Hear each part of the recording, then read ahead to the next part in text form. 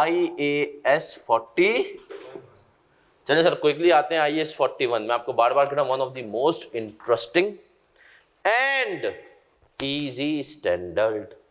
IAS 41 ने हमें क्या बताया था, जल्दी बताओ। हमें IAS 41 ने बताया था कि भैया मैं किस पे अप्लाई होता हूँ, और प्लांट्स और एग्रीकल्चरल प्रोड्यूस और वो ग्रांट जो कि बायोलॉजिकल एसेट से मिलती हो। फिर हमने ये भी पढ़ा था कि सर किस पे अप्लाई नहीं होता, वो जमीन जिस पे तुम खेती बाड़ी वगैरह करते हो। और किस पे अप्लाई नहीं होता, इन्वेस्टमेंट प्रॉपर्टी, मतलब उस पर 16 या प्रॉपर्टी पे आया था। हमने कहा वो इंटेंजिबल जो कि इससे हो।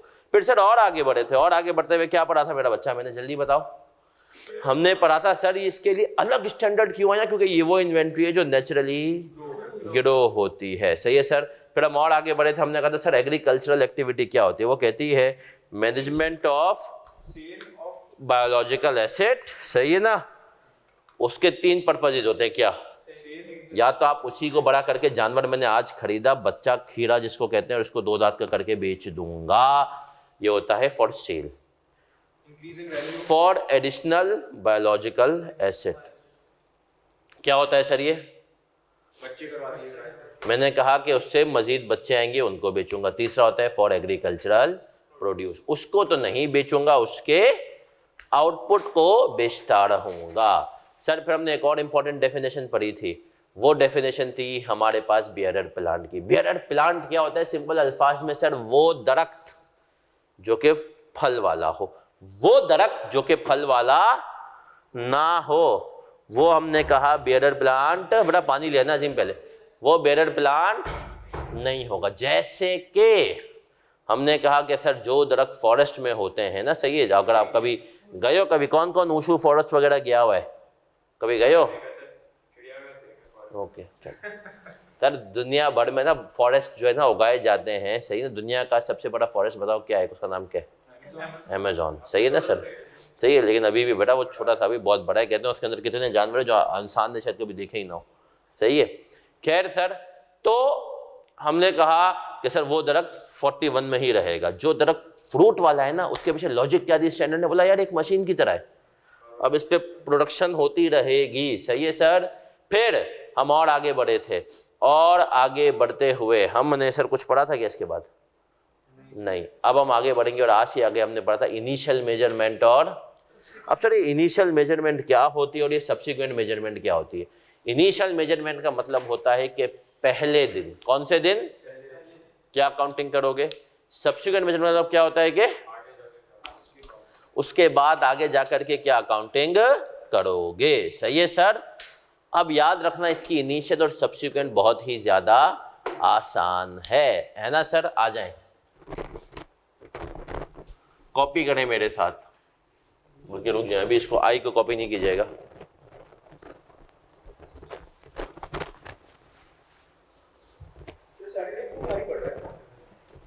यार मुझे एक मतलब ना क्लास के लिए उठना पड़ रहा है, सिंपल सी बात है। नहीं वो कोई मसला नहीं, वो ऑफिस भी होती है ना यार। फिर मैंने बहुत सारे दूसरे जिसको बोलते हैं ना कि काम पूरे हफ्ते के नहीं होते ना, वो उसमें भी करने होते हैं। तो मैंने कहा यार जिंदगी में मैंने ये मंडे टू थर्सडे अब से बस। सर अहमद से मैं बात कर सकता हूँ वैसे, तुम बेफिक्र हो जाओ। Biological acid and agricultural produce. अब हमने कहा सर इधर देख लें, इनिशियल और सब्सिक्वेंट इसकी हम साथ करेंगे। वजह क्या है बताता हूं। Initial measurement fair value less cost to. अब देखो तुम्हें ना दिमाग को लिंक फ्रेश कर, वो दिमाग में डलवाना है। सर कोई और भी स्टैंडर्ड था जो कहता था fair value less cost to sell पे मेजर करोगे। IAS 36 इम्पेयरमेंट, जो अब तुम्हें इंशाल्लाह FFR में ही पढ़ना पड़ेगा। कहें इंशाल्लाह। सही है सर। तो हमने कहा ये कहता है दोनों को इनिशियली किस पे मेजर करेंगे, fair value less cost to sell, और सब्सिक्वेंट मेजरमेंट किस पे होवेगी इधर देखते हैं। Subsequent measurement at each reporting date fair value less cost to sell. अब बहुत इंपॉर्टेंट बात लिखने जा रहा हूं ब्रैकेट में, वो इंपॉर्टेंट बात है ओनली बायोलॉजिकल एसेट। अब ऑनलाइन वाले बताएंगे कि ये बात मैंने क्यों लिखी है ब्रैकेट में ओनली बायोलॉजिकल एसिड की। क्यों बाबा क्यों बताओ? नहीं, सब्सिक्वेंट मेजरमेंट की मैंने बात क्यों लिखी है ओनली बाय, ऑनलाइन वाले बताएंगे। अब्दुल रहमान, अब ये मुझे नहीं पता है, सोचो बाबा दिमाग। एग्रीकल्चरल मैंने जो ओनली बायोलॉजिकल एसिड लिखा है ना चंदा, समझ लो मैंने एग्रीकल्चरल प्रोड्यूस को यहाँ पर नहीं लिखा। क्यों नहीं लिखा सर? वेरी गुड मिसाल देखें, खवातीन का दिमाग चल रहा, लेकिन रिजल्ट से एक दिन पहले जो है ना इनके थोड़ा सा ज़्यादा डर होता है। लेकिन सर एग्रीकल्चरल प्रोड्यूस पैदा होते ही इन्वेंट्री में चले जाएगा, उसकी तो सब्सिक्वेंटली कुछ होगी नहीं ना भाई, फिर वो एग्रीकल्चरल प्रोड्यूस नहीं है, वो पैदा हुआ मेजर हुआ, चल मेरा बच्चा कहाँ पर, तो सब्सिक्वेंटली तो वो होगा ही नहीं। सिर्फ बायोलॉजिकल एसिड है जो इनिशियली भी है और सर एग्रीकल्चरल प्रोड्यूस को आपने इनिशियली मेजर कर लिया, उसके बाद उसको कहाँ फेंक दोगे? अब उसको IS-2 डील करेगा, IS-41 तो डील ही नहीं करेगा ना। तो सर यहाँ पर क्या था ओनली क्लास, मिसाल आपको 100 रुपये पक्के अब क्लास में अब जब आए तो ले लीजिएगा, ठीक है सर आ जाए। ये भी अगर बाहर से इजी पैसा तो आर वी क्लियर सर कि सर सिर्फ और सिर्फ किसकी होती है ये?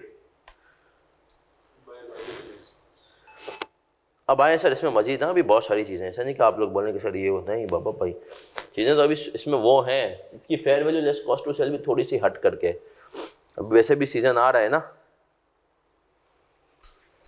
बॉयज़ का फेवरेट सीज़न है ना।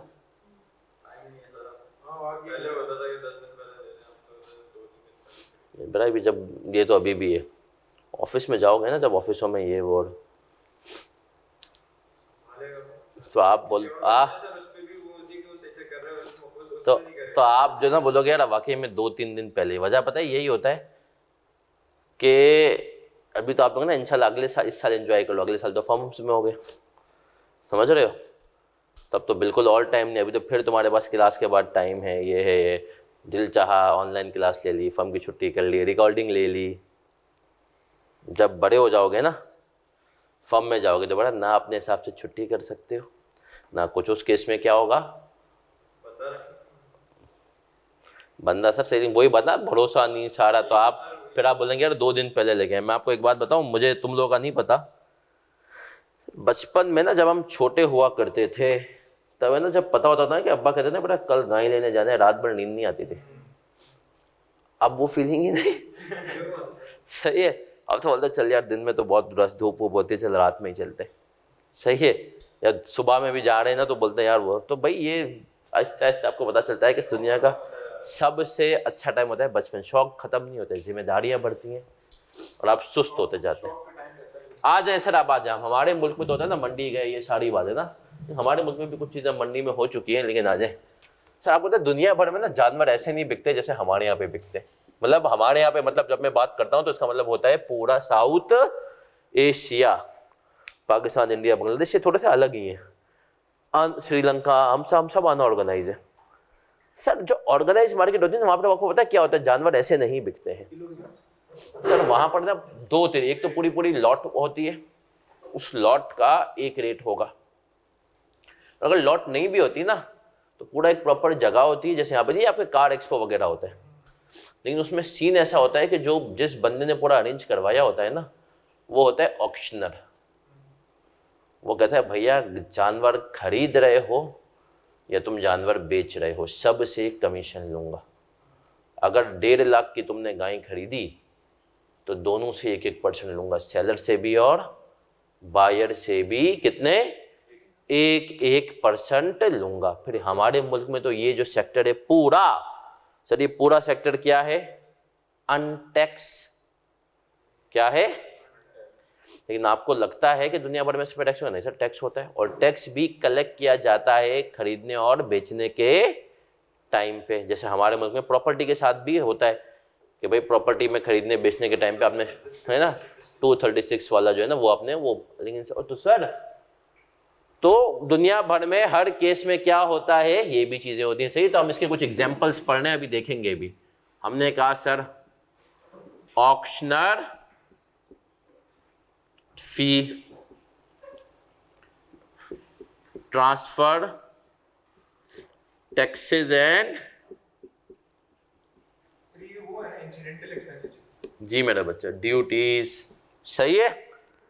अब कोई और एग्जांपल दो मुझे जो तुम कह रहे हो कि हाँ सर ये भी होना चाहिए, जल्दी से कोई और एग्जांपल दो भाई।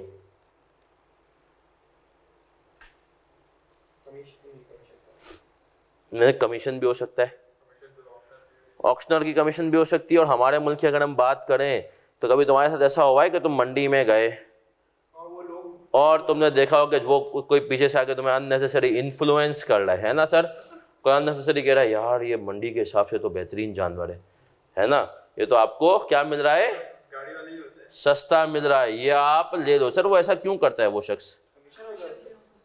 यस सर, वो शख्स इसलिए ऐसा कर रहा होता है कि मेजॉरिटी ऑफ द केसेस में उसका क्या होता है, कमीशन होता है। तो सर अगर उसका कमीशन होगा मेजॉरिटी ऑफ द केसेस में तो वो आपको अनड्यू इन्फ्लुएंस करेगा, है ना सर। तो हमने कहा कमीशन, इसके अलावा भी, ऑक्शनर के अलावा भी कमीशन हो सकता है। भाई एक और सवाल है मेरा, मासूमाना, एक बहुत मेजर कॉस्ट को तुम लोग मिस कर रहे हो, ट्रांसपोर्टेशन। आसिफ भाई आप, मुझे लग रहा है कुछ तो गड़बड़ है, आप आगे वाली बात है, transportation cost. Sir transportation cost नहीं आएगी, नहीं आएगी। अब यहां पर ट्रांसपोर्टेशन कॉस्ट नहीं आएगी, क्यों नहीं आएगी? अगर तुम देखो, तुम यहाँ पर ना सेलर के पॉइंट ऑफ व्यू से सोच रहे हो, लेकिन ट्रांसपोर्टेशन कॉस्ट नहीं आएगी, क्यों? सर इस बिजनेस में मुझे बताओ क्या होता है, जब भी तुम गाय लेने गए हो तो गाय खरीदते वक्त ट्रांसपोर्ट का खर्चा गाय वाला देता है या तुम देते हो? सेलर क्या कहता है, मेरे लिए थोड़ी ट्रांसपोर्टेशन कॉस्ट भाई, तो वो जब यहाँ पे fair value less cost to sell है, तो भाई गाय वाला कभी भी ट्रांसपोर्टेशन है। तो ये एक मेजर डिफरेंस है कि यहाँ पर कहीं ना कहीं लिखो नो ट्रांसपोर्टेशन कॉस्ट, सही है ना। हाँ, एक तरह की ट्रांसपोर्टेशन कॉस्ट कौन सी आएगी, लेकिन वो कॉस्ट का हिस्सा बन जाएगी, fair value less cost to sell में नहीं आएगी। फेयर वैल्यू उसमें जो मंडी में लाने के लिए, बट वो फिर हम उसको तो वैसे ही फेयर वैल्यू में मेजर करते हैं। सर अब सर इससे एक बड़ा इंपॉर्टेंट पॉइंट है, सब बच्चे इधर, सबकी तवज्जो प्लीज, देखो कॉन्सेप्ट बना रहा हूं ना, अभी बाद में कॉपी मारना, बहुत इंपॉर्टेंट पॉइंट है। भाई आप मंडी गए और आप अब IS 41 अप्लाई, और आप एक बाड़ा चला रहे हैं, आप कंपनी है, सही है ना। आप मंडी गए, आपने 2 लाख की गाय खरीदी, कितने की गाय खरीदी? उस पर सपोज करो तुम्हें अपने बाड़े तक लाने के लिए उस गाय को 5,000 का खर्चा एक्स्ट्रा करना पड़ा। कितना खर्चा करना पड़ा? तो तुम्हारी जेब से टोटल कितने गए? 2,05,000। ऐसा ही, चलो तुम्हें 5,000 खर्चा भी नहीं करना पड़ा, तुम्हें 5,000 का खर्चा भी, एग्जाम्पल को और आसान बनाते हैं, मंडी तुम्हारे बाड़े के पास ही थी, तुम पैदल बदल गए, पैदल बदल अगर आ गए, तुमने जानवर खरीदा कितने का है, लेकिन अगर तुम इसको बेचते ना तो फिर उस केस में जो खरीदार होगा, सही है ना, उसको सपोज करो 5,000 की ड्यूटीज वगैरह तुम्हें पे करनी पड़ती है, ऑक्शनल फीस और ये सब चीजें ना, समझ रहे हो। अभी तुमने इसको बेचा नहीं है, लेकिन बेचते समय तुम्हें 5,000 के खर्चे होते। स्टैंडर्ड क्या कह रहा है, बड़ा टेक्निकल पॉइंट, इसका वही टेक्निकल पॉइंट यही है। इनिशियली भी किसमें मेजर करोगे? ये 16 की तरह कॉस्ट की बात नहीं कर रहा है, ये इन्वेस्टमेंट प्रॉपर्टी की तरह कॉस्ट की बात नहीं कर रहा है, ये किसकी बात कर रहा है? Fair value less cost to sell. तुमने जानवर कितने का खरीदे? 2 लाख का, तुम्हारी जेब से कितने गए? 2 लाख। लेकिन अगर तुम इसको बेचते तो तुम्हें 5,000 रुपये और भी देने पड़ते, ऐसा ही है। स्टैंडर्ड कह रहा है तेरी जेब से बेटा गए कितने? 2 लाख। तो बायोलॉजिकल एसिड रिकॉर्ड करेगा fair value less cost to sell कितने पे? 190, और यहां पर लिखेगा लॉस ऑन इनिशियल रिकॉग्निशन या मेजरमेंट कितना। तो ये वाहिद स्टैंडर्ड है जो आपको इनिशियल मेजरमेंट पे भी क्या दे करके जाता है? लॉस दे करके जाता है। सही है सर? ऐसा क्यों है? इसका जवाब आज तक नहीं मिल सका, बट स्टैंडर्ड है इसका कहीं ना कहीं एक लॉजिक ये दिए। बोले यार देखो ना, अल्टीमेटली जब भी ये एसिड बिकेगा तुम्हें कॉस्ट टू सेल इनकर करनी पड़ेगी। जब कॉस्ट टू सेल इनकर करनी पड़ेगी तो तुम्हें इसको इस पे किस पे ही रखना है? Fair value less. तो सर पॉइंट यही है कि आपने अगर कोई पूछे ना इंटरव्यू में कि यार कोई तुम्हें बोले IFRS के चीते हो, कौन सा ऐसा स्टैंडर्ड है जो इनिशियल मेजरमेंट पे लॉस करवाता है, तो वो कौन सा है? IS 41 एस्टिमेट, पूरी अकाउंटिंग एस्टिमेट है ना। बैड डेट्स और सारी चीज़ें हम क्या करते हैं? एस्टिमेट ही होती है ना चंदा। तो आप समझे सर?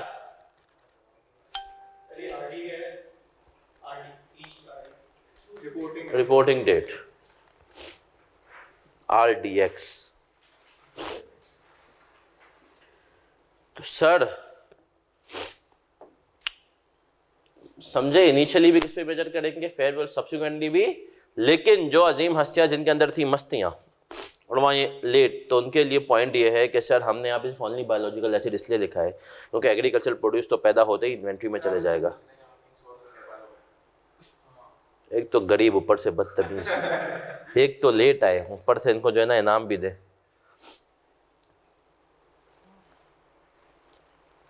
सर याद रखें IS 41 इज द इजीएस्ट।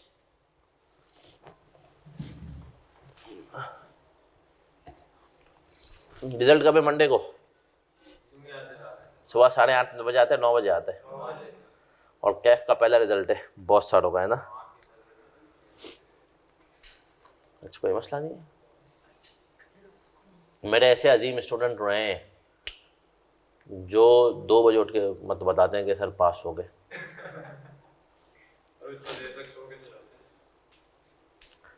हालांकि मैं भी सो सकता था लेकिन घर वाले उठा देते थे।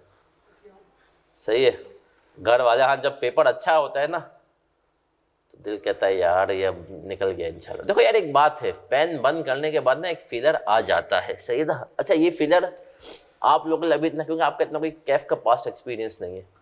एक दफ़ा जब एक्सपीरियंस इंशाल्लाह हो जाएगा और आपके पेपर निकल जाएंगे ना, तो अगली दफ़ा आपका जब पेन बंद होगा ना, आप बोलेंगे हाँ भाई ये अभी भी होगा आपको फीलर, लेकिन अगली दफ़ा ज़्यादा पास्ट प्रैक्टिस। यार FAR 1 में भी लगा था, वो तो पहला कैफ था, तो आप बोलेंगे हाँ यार ये निकल रहा है। वो डर है इंसान के अंदर। देखो डर होता है, मैं आपको बताऊँ ना, मेरा यूनिलीवर में था, कोई भी बड़ी कंपनी होती है ना पाकिस्तान मतलब दुनिया भर में, वो आपको ज्वाइनिंग से पहले मेडिकल टेस्ट करवाती है। सही है ना? इसमें चेक करते हैं इसको कोई क्रॉनिक डिजीज़ तो नहीं है, अल्लाह ना करे कैंसर, ब्रेन ट्यूमर एक्सेट्रा। तो जो है ना वो क्यों चेक करवाती है? क्योंकि यार कि इसको रख लिया तो फिर तो ये काम भी नहीं कर सकेगा, उल्टा कंपनी को उसे खर्चे कराने पड़ेंगे। तो कॉर्पोरेट वर्ल्ड इज कमर्शियल। सही है ना? तो होता है यही है। तो मेरा यूनिवर्सिटी में पहली दफ़ा यार हुआ, मैंने कहा मेडिकल टेस्ट। मुझे बोला आप लियाकत नेशनल जाएं या कहीं भी जाएं और आप जाके ये टेस्ट करवा लें, कंपनी पैसे देगी ना। उन्होंने पूरा एक वाउचर दे दिया, अब आपकी हायरिंग हो चुकी है मेडिकल। तो यार वैसे मैं माशाल्लाह, मैंने कहा ना बिल्कुल सही, सब कोई मसला ही नहीं। और मुझे माशाल्लाह उस उम्र तक बुखार भी नहीं होता था। टेस्ट करा दिया तो रिजल्ट तक मेरी हालत टाइट। मैंने कहा भाई कुछ, और हालत टाइट थी। मैंने कहा यार, मैंने कहा देखो कुछ अच्छा, और अल्लाह माफ करो उस टाइम पे हालत ये होती है, वो आपको ये नहीं डर लगता कि कुछ गंदी बीमारी निकल आ जाए, वो लगता है भाई यूनिलीवर चली जाएगी। आप समझ रहे हो? तो सर ये फैक्ट है कि आपके साथ ये जिंदगी भर होगा। जब भी आपको लगेगा ना कि यार ये हो रहे, आ जाए सर, आ जाए समरी पे आ जाएंगे हम, मेजरमेंट वाले डब्बे पे।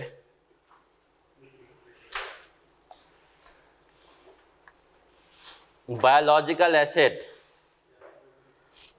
measurement initially at fair value less estimated point of sale except where fair value cannot be measured reliably. अब आ जाए सर, ये बहुत इंपॉर्टेंट चीज़ है मेरा बच्चा, सबकी तवज्जो इधर। इसने कहा बायोलॉजिकल एसिड को आपने मेजर करना है इनिशियली फेयर वैल्यू लेस, लेकिन अगर fair value less cost to sell reliably measure, अब सर ऐसा कौन सा बायोलॉजिकल एसिड होगा जिसकी fair value less cost to sell reliably measure ना हो पाए? नहीं, वो भी हो जाती है यार। वो बायोलॉजिकल एसिड जो कि आपके मुल्क में रेयर हो। हमारे मुल्क में कौन सा जानवर है जो रेयर हो?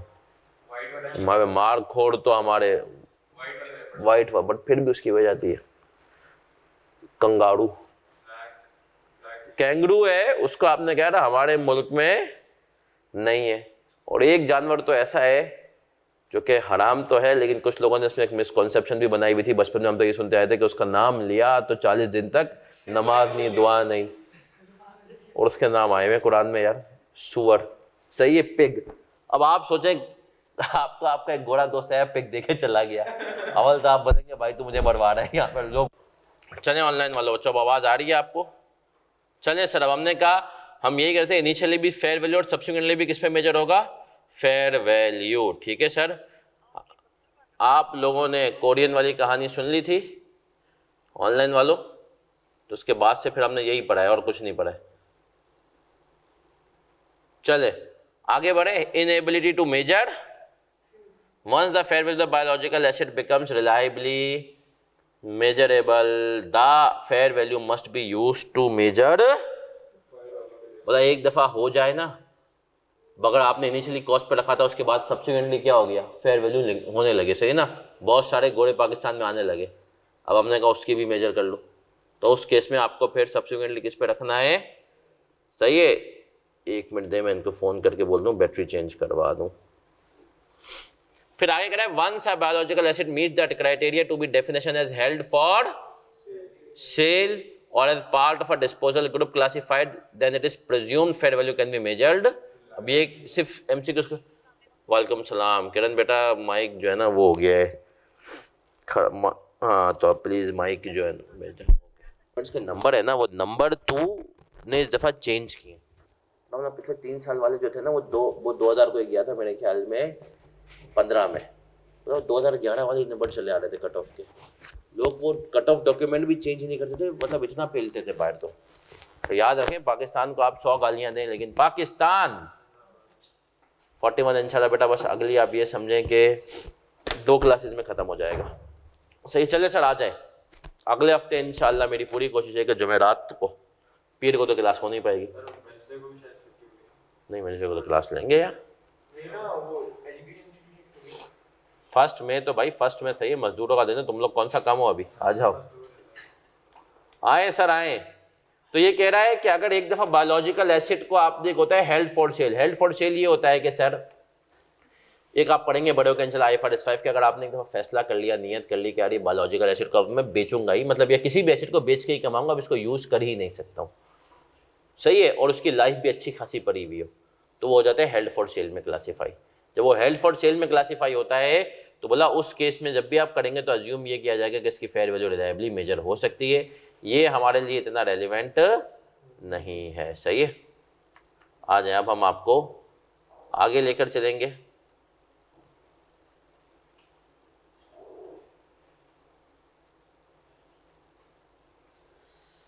सर अब आ जाएंगे आप सब पेज नंबर, जो आपके पास, जिनके पास किताब है, किताब के पेज नंबर 47 पे आएंगे। आगे अब biological asset should be measured initially and subsequently at the end of each reporting period at its minus ultimate selling cost। मतलब जो एक्चुअल वाकई में बिल्कुल, and unless the fair value cannot be the gain or loss arising on initial recognition and subsequent should be included in agriculture produce harvested from an entity's biological acid is measured at its the gain or loss on initial recognition is included in P&L। अब आ जाए ultimate selling cost explain कर रहा है, ये standard ने नहीं की है, SHIS ये अपनी स्टेट टैक्स लगा रहा है। Ultimate selling cost include commissions to brokers and dealers, levies to regulators transfer taxes and duties. इसने कहा जो ट्रांसफर करने के टाइम पे टैक्सेस ड्यूटीज आते हैं, रेगुलेटर्स को आते हैं, कमीशंस दी जाती हैं।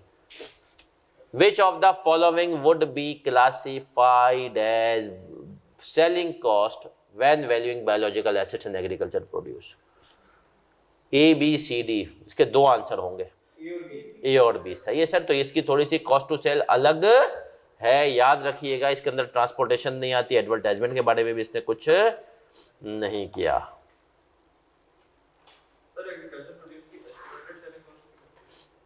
क्या होती है मतलब भाई आम है, अब आप आम देखेंगे ना, आम का इस वक्त रेट क्या चल रहा है, तो एस्टिमेट ही करेंगे ना। सही है। दूध का तो रेट चलो बड़ा सर्टेन होता है, लेकिन आम का आपको देखेंगे ना कि रेट क्या चल रहा है। फिर कह रहा है सर इसके बाद नीचे अगली एग्जांपल बैठी, अगर आप लोग मुझे इसमें बता देंगे कि हम कितने पे मेजर करेंगे। कह रहा है an entity rears animals to be at the measurement date the open market value is the auctioneer charges a sales commission of and there is a government levy based on market value of 1% on purchases and 3% on sales। अब आप बताएं कितने पे major होगा ये नौजवानों, कितने पे?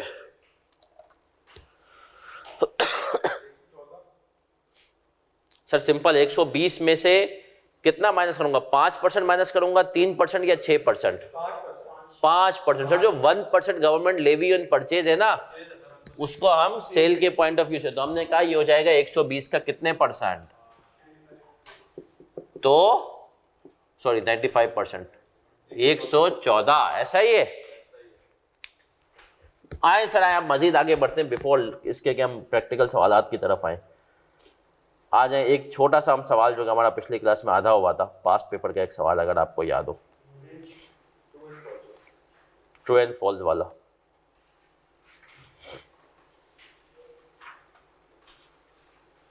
पेज नंबर है बेटा 53। 1 और 2 हम कर चुके थे, थर्ड पे आते हैं। A biological asset should initially be measured at false. Cost of purchase पे मेजर होता है? No. A biological asset should subsequently be measured at true false, true false। मेरे को ये नहीं पता true false, false, क्योंकि sir fair value less cost to sell पे होता है। फिर कह रहा है द गेन और loss on subsequent remeasurement of a biological asset should be taken to P&L, true. Commission to brokers as well as advertising cost would be classified as cost to sell, false. अब ये तुमने 7 तो नहीं पढ़ा है ना sir, but 7 का लिख लो फॉल्स है। All government grants related to biological are accounted for under, तो ये बाद में पढ़ेंगे क्या है ना। यहाँ तक हम क्लियर है? तो अब आ जाए, अब आएंगे और सर इसके कुछ सवालात करेंगे। सवालात में पहले तो मैं एक और ECC का सवाल कराऊं, ठीक है, ताकि तुम्हें पता तो चले। तुम बेटा अभी बहुत टाइम है, स्टोरी टाइम में 12:30 तक क्लास है, आ जाए। 11 से 12:30 थी क्या आज क्लास? आ जाए। क्वेश्चन नंबर 5 पे आ जाएंगे, ACCA का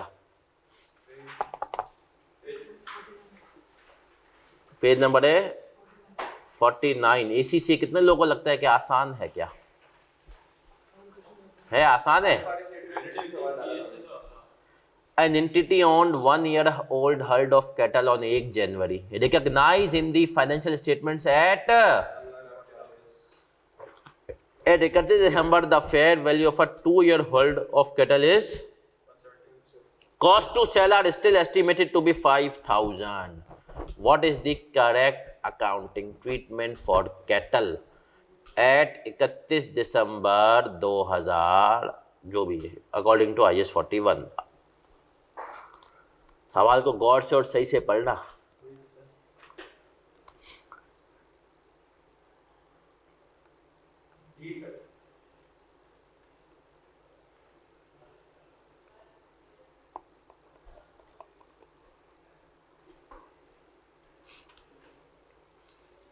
डी, हाँ जी,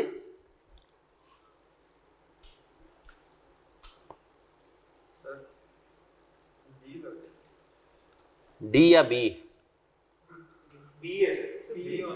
कितने लोग कह रहे हैं बी? ऑनलाइन में भी बी का जवाब ही आ रहा है। अब्दुल रहमान ने तो टिक भी मार दिया बी पे, हटा लिया अभी डर के मारे। सर बी, जो लोग कह रहे थे वो गलती कर बैठे। उसने कहा है 1 जनवरी को रिकॉग्नाइज्ड हुआ हुआ इन फाइनेंशियल स्टेटमेंट्स, मतलब ऑलरेडी वो fair value less cost to sell पे था। 140 is the fair value less cost to sell. Sir याद रखें, हमने कहा अगर हम इसकी fair value less cost to sell निकालें और 31 दिसंबर, तो सर वो बनती है 170 fair value, cost to sell कितनी माइनस करेंगे? ऐसा ही है। हमने कहा लेकिन सर इसकी fair value less cost to sell 1 जनवरी को ऑलरेडी उसने गिवन थी, जब उसने रिकॉग्नाइज, ये नहीं कहा कि इसकी कॉस्ट इतनी थी इतना था। रिकॉग्नाइज मतलब क्या, इसने ऑलरेडी किस पे रिकॉग्नाइज किया हुआ होगा? Fair value less cost to sell पे ही ना। तो वो कितनी थी? 140। तो गेन कितने का आ गया? 25। और इसको हम कहां रिकॉर्ड करेंगे? मानते हो? बी फॉर, आ जाए क्वेश्चन नंबर 6 पे भी आ जाओ। चलो यार तुम लोग फिर ये भी ऐसी सीख है, तुम ये भी 2 नंबर का है। Identify which of the following items would be accounted for under IAS 41। कितना स्वीट है। Sheep, agriculture for under IAS 40, yes. तो इसमें आप टिक मार देंगे, है ना? वाइन, हाँ तो प्रोसेस हो जाते हैं ना, अंगूर प्रोसेस हो गए। सही है। अल्लाह हमें हराम चीजों से बचाए, आमीन। आ जाए सर। वो बियर होती है, वो उसकी आती है मरी बेवरेजेस की, जो हर लड़का बचपन में एक दफ़ा ज़रूर ट्राई करने की कोशिश करता है। सही है। हाँ हमेशा से थी। देखो जो चीज़ हलाल हो ना उसको एक दफ़ा ट्राई ज़रूर करना। सिगरेट एक बंद, मतलब सिगरेट आपको देखो, मैं फिर कभी सुनाऊंगा जो आज इसको स्टोरी टाइम में इसके ऊपर बात करेंगे, या आज नहीं, आज तो रिजल्ट के ऊपर करेंगे। आज वूल आएगा? यस सर आएगा वूल। सही है। वूल क्या होता है? शीप का। वो क्यों जाएगा पीपी में? वूल, दुम्बे के बाल। सही है। क्या करेंगे उसका पीपी में? हाँ मशीन में डाल के उसके पीपी से कारपेट जैकेट कुछ बनाएंगे। सही है। मैं आ रहा था, चलो अब मैं आपको एक और इस पर आ गई बात तो सुनाई दो, इस पर सवाल करेंगे आज इस पर। अभी मैं एक दफ़ा ना पेशावर से कराची आ रहा था फ्लाइट में, खान साहब बैठे, और आपको मैं माइंड बता रहा हूँ लोगों का, ये आप और हम कहाँ हैं। बोलते हैं 2016 में आपको पता है मैं रेरा लगाता था, और आज मेरे पास बहुत कुछ है, मतलब बहुत कुछ है। बोलते हैं मतलब ये सारी चीज़ें, बोलते मुझे एक मेमन बनना मिला था। मतलब बहुत कुछ नहीं, मतलब मेरी 2 बीवियाँ भी हैं। वो बोलते हैं हम डरते किसी से नहीं। और मैंने देखा ना वापसी में जब उसको एक फ़ोन आ गया एक दूसरी बीवी का ना, फ्लाइट में ही थे, तो उसकी जो हालत हुई ना खैर, तो मैंने पूछा, मैंने कहा आपकी स्टोरी क्या, आप कैसे? बोले एक मेमन बंदा मिला। मैं ना रेरे पे जैकेटें बेचता था, उसने जैकेटें देखी सारी, सब कुछ देखी उस मेमन बंदे ने ना। मुझे बोलता है यार तेरी जैकेटें क्वांटिटी में मिल सकती हैं। मतलब मैं इतना लल्लू भी नहीं था। मैंने कहा ये कुछ तो काम की बात कर रहा है। मैंने कहा मिल सकती हैं। मैंने कहा आपको क्यों चाहिए? बोला एक काम में चाहिए। मुझे पता कहाँ से मिलेंगे? मैंने कहा नहीं, पहले सारी डिटेल्स दो। तो उस बंदे ने बोला कि भाई इस जैकेट के नीचे ये जो साड़ी नहीं, लंडा बाजार वाली जैकेटें होती है जो रेरे पे तो वही बिक रही होती है, बोला वो जैकेट का नहीं वाइट जो होते हैं वो जो फर, बोला यार ये मुझे चाहिए। बोला जैकेट नीचे इसको फेंक देंगे। बोला क्यों चाहिए? बोला यार इसको चाइना एक्सपोर्ट करेंगे ये कह करके, और ये वाकई में बोला ये बंदक के वो होते हैं। सही है, डक के, बोला बंदक के ये वो होते हैं, मतलब फर ना चाइना एक्सपोर्ट करेंगे। एक डॉक्टर तो यहाँ पे मिल जाते हैं पाकिस्तान में, उससे जाली सर्टिफिकेट बनाएंगे कि हमने बंदक को यहाँ पे ज़िबा किया है, वो बिल्कुल हेल्दी थी सारी। सही है। जबकि वो हमने सारे किससे एक्सट्रैक्ट किए, बोला वो एक्सपोर्ट करेंगे। तो हम यही करते हैं। मतलब उस दिन के बाद से मेरी उसकी पार्टनरशिप हुई है, और हम बोला माशाल्लाह मेरे पास, बोला हम सीधा शायद ना, बोला भाई हम, बोला इसकी बहुत डिमांड है, बोला कब, बोला को हम छोड़ते, कुछ जितने भी लंडे के ऐसे जैकेट आते हैं ना, बोला हम उसको पकड़ते, ये वाली चीज़ निकाली, इसके बाद रद्दी के भाव में, मतलब लंडे से भी बिल्कुल कम हम बेच देते हैं। फिर वो हम बोलते हैं तुम्हें अंदर कुछ भी लगाना है, कुछ भी तुम करके बेचो, हमें बाकी जैकेट चाहिए ही नहीं, हमें चाहिए थे वो। सही है। तब आप देखें लोग वूल से किए भाई वो हलाल। देखो इसमें ये एक इम्पैक्ट तो आ गया, क्योंकि आप झूठा डॉक्टर का सर्टिफिकेट दे रहे हो ना, डॉक्टर से सेटिंग है कि एक सर्टिफिकेट के 5,000, चल भाई सही है चल। लेकिन आप देखें लोग खमा कैसे रहे। अच्छा मैं बताऊँ, वो मैंने उसके इतनी डिटेल में उससे फिर बात नहीं, क्योंकि उसको बेगम का ना फ़ोन आ गया, वो डर गया था दूसरी वाली का, वो लड़ रही है कि आपने इसको पहले फ़ोन किया, वो किया। मैंने कहा अभी बातें कर रहा था कि मैं डरता नहीं हूँ, सही है। और अभी खैर अच्छा जवान कर भी वीडियो कॉल रहा है। खैर अब जो है हुआ ये कि, लेकिन मैं आपको बताऊँ यार, ये अगर आप चाइना में भी किसी से बात करो ना कि भाई तेरे को चाहिए ना, तो और कन्विंस करो ना, थोड़ा सा रेट कम होगा लेकिन आप इसको हलाल भी कर सकते हो। और ये मैं आपको सच बताता हूँ, दुनिया में स्क्रैप का काम इतना बड़ा काम है ना कि आप, और मेरा एक दूर का रिश्तेदार है, बहुत दूर का, मतलब मेरे भाई के ससुराल में, वो बंदा स्क्रैप विजिट करने के लिए, कि स्क्रैप क्या है, स्क्रैप विजिट करने के लिए वो बंदा तकरीबन आप समझें यूरोप, यूएस, माशाल्लाह कनाडा पूरा घूम चुका है। कनाडा आप तक नहीं गया, उसको विदा सिर्फ किसके लिए, दुनिया भर से स्क्रैप की मशीन। सर उसका रिटर्न मैंने भरा और माशाल्लाह he is earning very good. वो काम क्या करता है, शेर शाह में उसकी कबाड़ी की वो है, मतलब एक पूरा गोला गोडा होने, लेकिन काम क्या करता है स्क्रैप, क्योंकि सर स्क्रैप में आपको कभी कभी सोना मिल जाता है। सही है। कचरा है वो तो चलो कचरे के भाव यहाँ पे भी बिक जाएगा, आपको पड़ा भी कचरे के भाव, लेकिन सोना अगर आपको कचरे के भाव पड़ा हुआ होता है ना, मतलब सोना इन सेंस के बहुत वैल्यूएबल चीज़। बोलता है भाई, मतलब उसने यहाँ पर, मैं मुझे एग्जैक्टली फिक नंबर आता हूँ, शायद उसने कोई एक स्क्रैप में एक मशीन पड़ी थी 1,000 रुपये की, उसके बस ठीक ठाक उसने क्वांटिटी में उठाई, और यहाँ पर वो उसने 12-12 हज़ार में बेची है। समझ रहे हैं। तो सर ये स्क्रैप में ना हम लोग घुसते नहीं हैं, तो इसमें नहीं घुसते। पढ़े लिखे लोग बोलते हैं यार गंदा की काम में, वाकई में, लेकिन once you are into it आपको आएगा। चले सर अब आते हैं सवालों पे। हल्के सवाल तो तुम लोगों ने कर लिए ACCA के, है ना। अब हम आएंगे ICAW। Question number 1,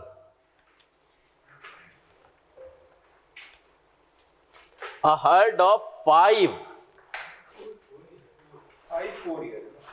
4-year-old animals was held on 8 July X3, a 4.5-year-old was purchased for the fair value less estimated point of sale cost were 4-year-old animal at 200 का, 4.5-year-old animal at 1 जुलाई 2013 कितने का था, 2003 को 12। 5-year-old animal 31 दिसंबर को था 230। Calculate the amount that will be taken to the PNL। अब आए sir इसको एंट्रीज की मत से करेंगे हम, है ना। एंट्रीज या वर्किंग, पहले वर्किंग की मत से कर लेंगे, फिर इसकी एंट्रीज भी देख लेंगे। आसान है क्या? तो सवालात तो इसके आसान ही है, इसमें सिर्फ डिस्क्लोजर थोड़ा सा मुश्किल है, लेकिन उसमें भी सिर्फ एक चीज़ अगर समझ जाओ ना तो वो भी उसमें भी चीते हो जाओगे। तुम लोगों ने IS-21 की क्लासें लेके ख़त्म की नहीं की? देखो IS-21 सबसे पहले करना चंदा, क्योंकि कोशिश करो अगले हफ्ते ही मंगल बुध से पहले, क्योंकि बुध तक तो निपटा लो। इसमें IS-21 का एक सवाल मिक्स होके आया हुआ है। आए सर आए सब बच्चे इधर। सर सबसे पहले तो हम निकाल लेते हैं इसका गेन लॉस। हमने कहा fair value at year end 31 दिसंबर। अब मुझे बताओ 31 दिसंबर को कितने जिने बड़े हमारे पास? 5 पहले थे, एक हमने बाद में खरीदा, ऐसा ही है? हाँ जी, ऑनलाइन वालों ग्रुप में हैंड आउट आ चुका है। 5 पहले थे और एक हमने बाद में खरीदा, कितने हो गए? 6। हमने कहा सर 6 मल्टीप्लाई बाई कितना? अबे ईयर एंड पे तो सबकी वैल्यू बराबर है ना भाई। ईयर एंड पे 5-4 साल वाले थे, 1 जुलाई को तुमने 4.5 वाला खरीदा, टोटल 5 साल वाले हो गए, तो उनकी वैल्यू तो एक साथ लेंगे ना। ईयर एंड वाली, पहले तो बेटा ईयर एंड की लेंगे ना, आ जाए। तो हमने कहा कितना हो गया, 230 मल्टीप्लाई बाई 5, 1150। मानते हो? हाँ जी। फिर हमने इसमें से लेस किया क्या, फेयर वैल्यू, सॉरी 5, सही सर, फेयर वैल्यू ऑफ, बल्कि हमारे पास 6 ही तो हो जाएंगे, नहीं भाई 5 तो पहले थे ना यार, क्यों, तो ये निकालो ना, 6 इंटू 230, 1380 है चंदा, 5 कौन कौन बता रहा है ये, 1380। फेयर वैल्यू ऑफ 5 एनिमल्स, जो कि हमने कब किया था, वो कितने के थे, 200 दिया हुआ है, तो 5 इंटू 200 कितना हुआ, फिर हमने कहा fair value of purchase during the year कितना हुआ, 212 है ना, एक ही था, तो टोटल कितना है, गेन आ गया, गेन 160। 1 जुलाई X3 को हम एंट्री बनाएंगे जब हमने नया जानवर खरीदा, बायोलॉजिकल एसिड डेबिट, सूदी दारा कितने से, 212, सही है। और 31 दिसंबर को रीमेजरमेंट की क्या एंट्री बनेगी, biological acid debit, fair value gain कितने से, 160। क्या हम क्लियर हैं? चलें सर, अगर हम क्लियर हैं तो यहाँ से बढ़ेंगे आगे, आप लोग जल्दी से कॉपी कर लें, आसान से सवालात हैं इसके, easy questions with easy answers.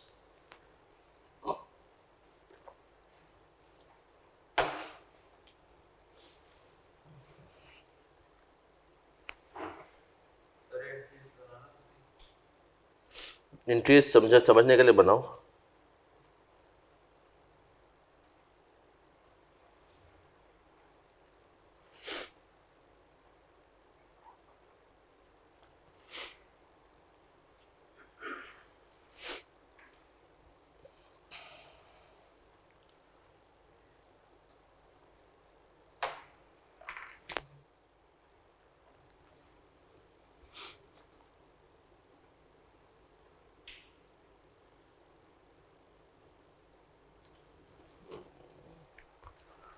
Sir जो ये लोग कर चुके हैं वो दूसरे सवाल पे जाएंगे, बट उसमें एक चेंज कर देंगे, उसमें जो दूसरी लाइन में लिखा है ना, वॉज परचेज वॉज 212, इसको 212 को काट कर 380 कर लेंगे, 380 कर लेंगे, दूसरी लाइन में जो लिखा हुआ है 212 उसको काट करके 380 कर लेंगे।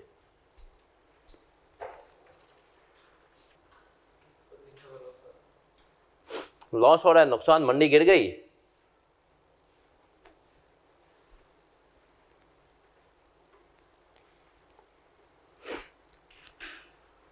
सात 5 साल जानवर थे, है ना, और उस टाइम पे रेट कितना था,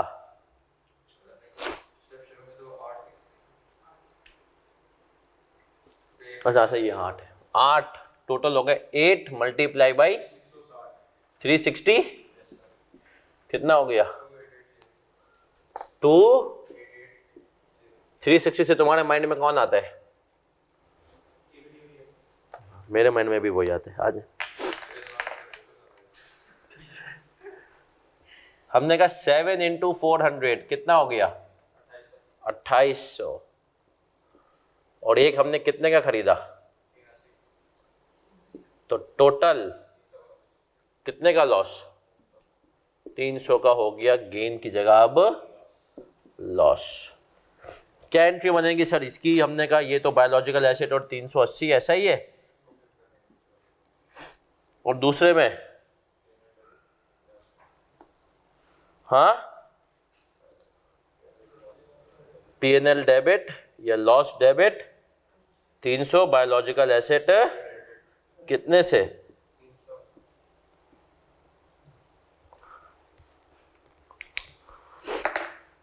तो मेरा बच्चा इस पॉइंट को हम समझे कि इनिशियली और सब्सिक्वेंटली किस पे मेजर होंगे? बायोलॉजिकल एसेट और fair value less cost agriculture produce. और बायोलॉजिकल एसेट एक वाहिद स्टैंडर्ड है जो कि इनिशियल मेजरमेंट पे क्या दे करके जाएगा, क्योंकि 16 ये नहीं कहता फेयर वैल्यू मेजर करो, 16 कहता है किस पे मेजर करोगे? कॉस्ट पे। 38 भी कॉस्ट पे, इन्वेस्टमेंट प्रॉपर्टी भी कॉस्ट पे, उनकी कॉस्ट फेयर वैल्यू के बराबर ही होती है ना सर? ये वाहिद है जो क्या कहता है इनिशियली भी और सबसे दोनों के एंड में एक ही बात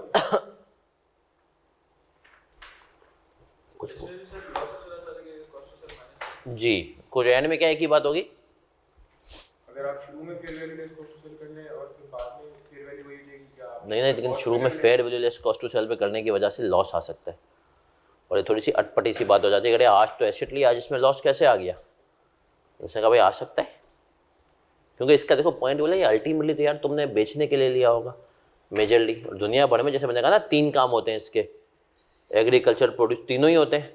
बट बोला यार एक बहुत बड़ी मार्केट है जो किसके लिए होती है? बेचने के लिए भी होती है। तो उसने कहा ना हम पर्पस के हिसाब से नहीं करते, कोई स्टैंडर्ड हमेशा चाहता है आसानी करे, मतलब थोड़ी बहुत भले बात ऊपर नीचे हो जाए, लोगों को अटपटी सी लगे, करेंगे हम।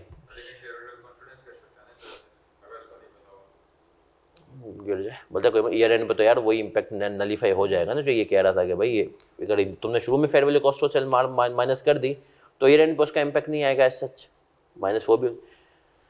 मतलब शेयर होल्डर में आपको एक बात, दुनिया पाकिस्तान में हमने कोई कंपनी नहीं देखी, सही है, कोई भी कंपनी, इवन एंग्रो हो, सबसे बड़ा काम ना दूध का बैंगलो और ये सब कार्ड होते हैं, नेस्ले, इनके अपने बाड़े हों, ये क्या करते हैं? कॉन्ट्रैक्टर बोलते हैं यार ये काम हम नहीं करेंगे, क्योंकि इसमें मतलब संभालने की जिम्मेदारी ठीक ठाक होती है, आप समझ रहे हैं? तो सर एक और सवाल कर ले, अगले इसके बाद वाला जो अगला सवाल है ना, वो क्वेश्चन नंबर 3, उसको ट्राई कीजिएगा, सही है ना? अभी सब एंट्रीज बना लीजिएगा, बहुत है।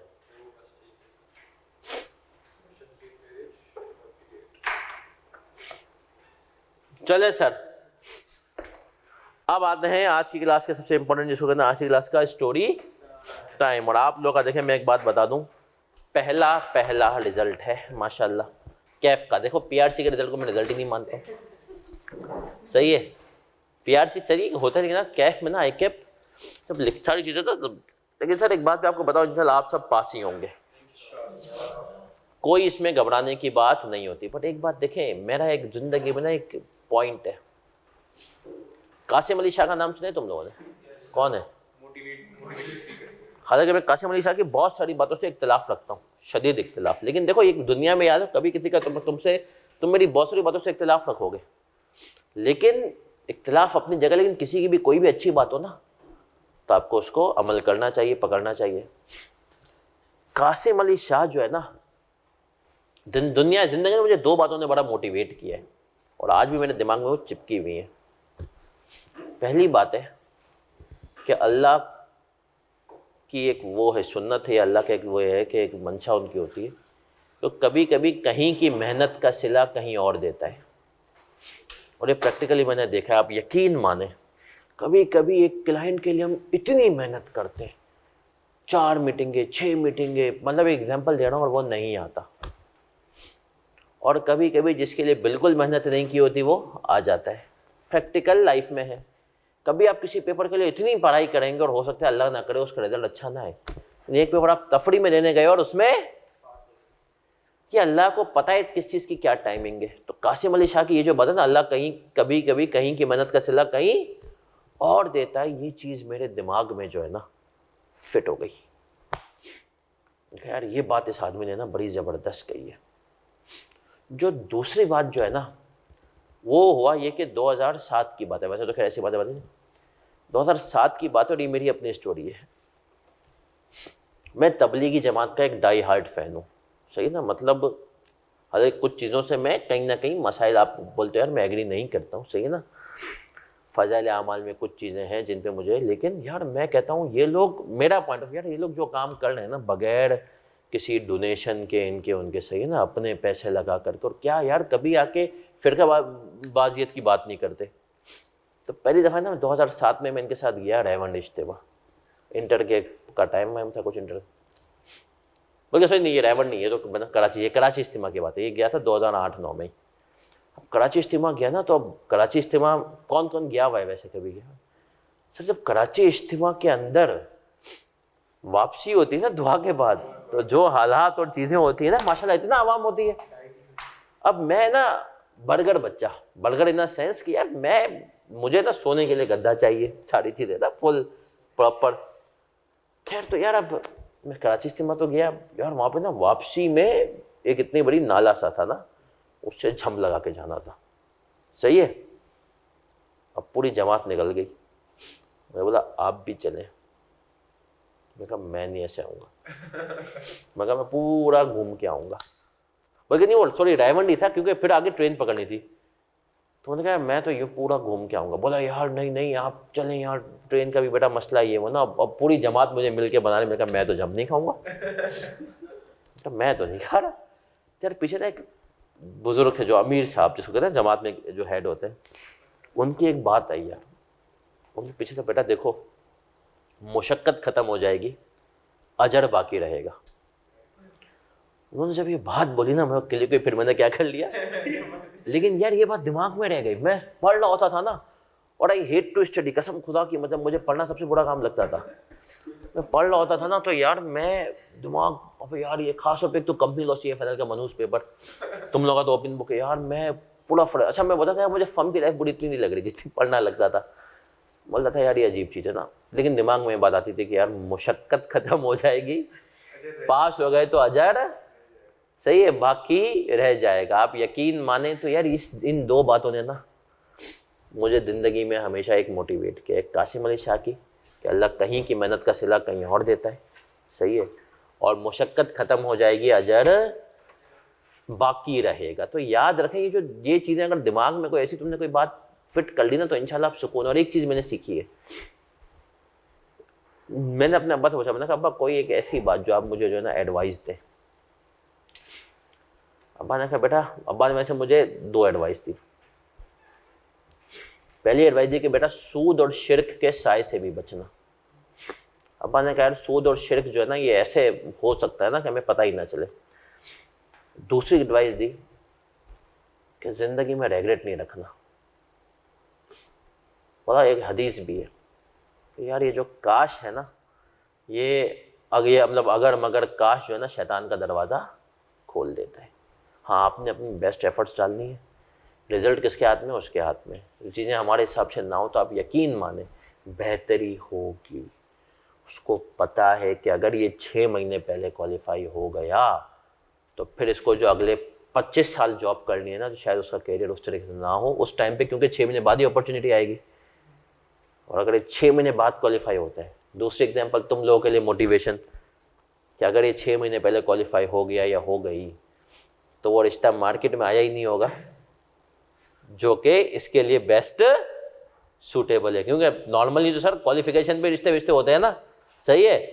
तो यार वो लॉन्ग टर्म प्लानिंग कर रहा है। मैं आपको सच बताऊं, और सर कभी कभी मैं कहता हूँ अल्लाह का शुक्र है मैं फेल हुआ हूँ, तभी मैं आपको ये सब बातें बता सकता हूँ, ये पासिंग मार्क्स अप्रोच बता सकता हूँ। अगर मैं फेल नहीं होता ना यार, एक बंदा कभी फेल ही नहीं हुआ उसको थोड़ी पता है कि फेल कैसे होते हैं, क्या भंड होते हैं। मैं हमेशा कहता हूँ, मैं हमेशा एक बात कहता हूँ, हो सकता है मुझे मैं कहता हूँ हमेशा जो फेल हो के पास हुए होते हैं ना वो ज़्यादा अच्छे टीचर बनते हैं, क्योंकि उनको पता होता है कि